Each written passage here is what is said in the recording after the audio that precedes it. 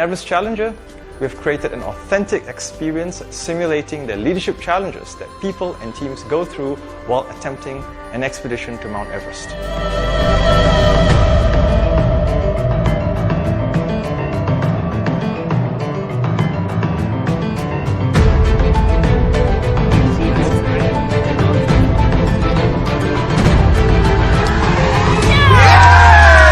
The best lesson was that our team kind of let us all be where we were. So there was someone who wanted to lead, there was some people feeling a little distracted today, and I think the team, everyone was very honest about where they were and how they were feeling and contributed as best they could. I think the best takeaway for the Everest simulation was really the importance of goal setting across groups and not just a single group. Because if we had all had the same goal at the beginning that we did at the end, which was to get as many teams up as possible, then there would have been a different approach to the entire exercise.